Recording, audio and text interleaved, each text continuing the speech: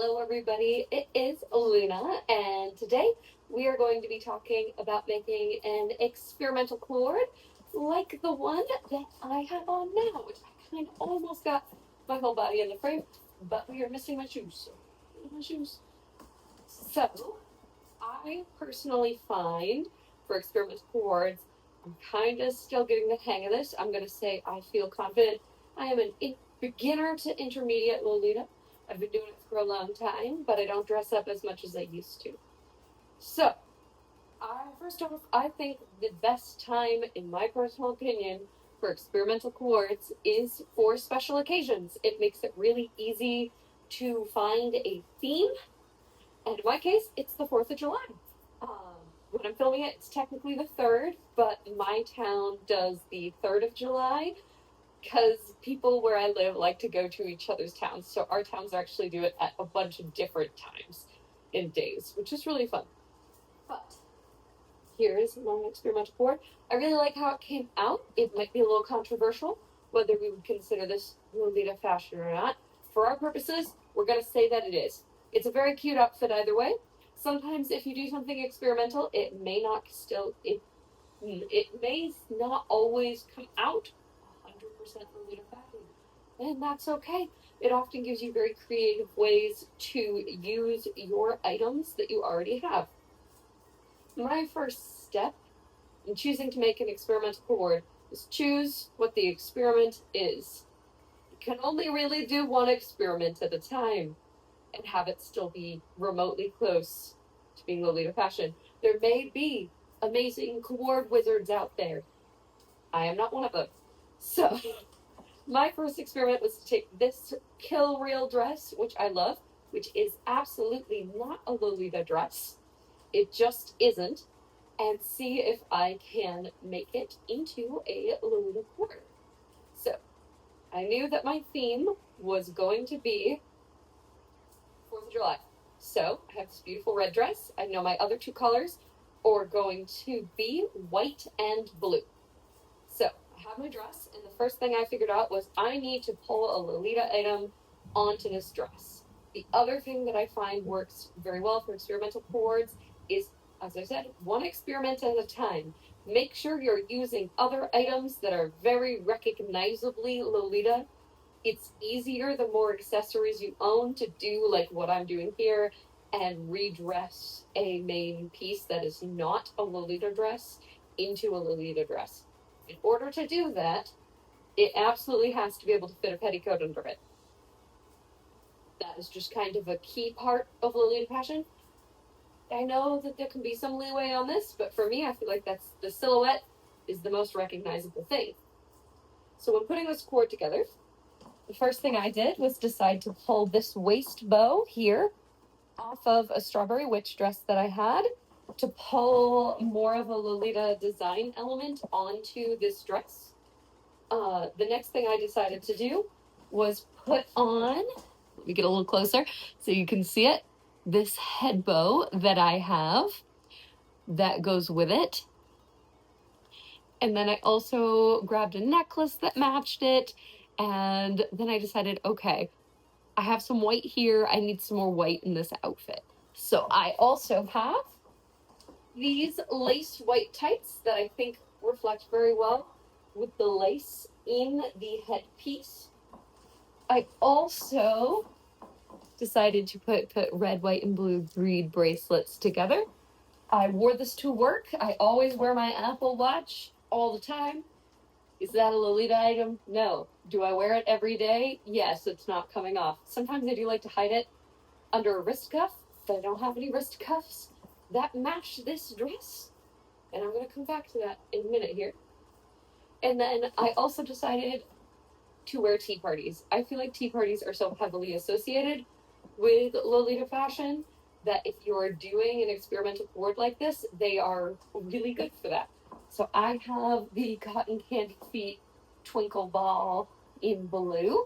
It is not the same shade of blue as the navy, which is part of the reason why I chose this bracelet. I'm going to immediately give myself some concrete on how I could have done this better.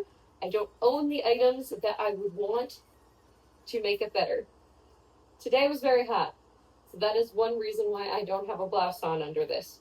I could have worn a black blouse under this, but I feel like it would have thrown the balance of everything else off, so I didn't.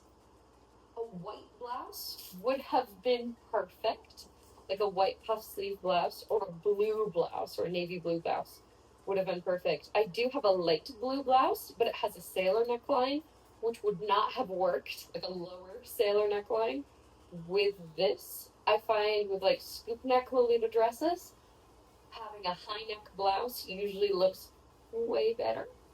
And then had I had matching wrist cuffs, I feel like wrist cuffs are a magic cheat code for blouseless Lolita Coords because they help you immediately know that it is supposed to be a Lolita Coord because again, it's such an iconically Lolita fashion item. So that is how I kind of built this cord. That is my general advice for Lolita Coords. If you're trying to do a more experimental one, as I said, I would love to come back to this and possibly upgrade it in the future if I were to get some more items that matched. And I also definitely think that holidays, where there's a super recognizable theme, is a really easy way to start with experimenting with things. Because I've worn this dress both for Christmas Coord, which I think actually came out a little more recognizably Lolita fashion than this did, and then also this 4th of July look.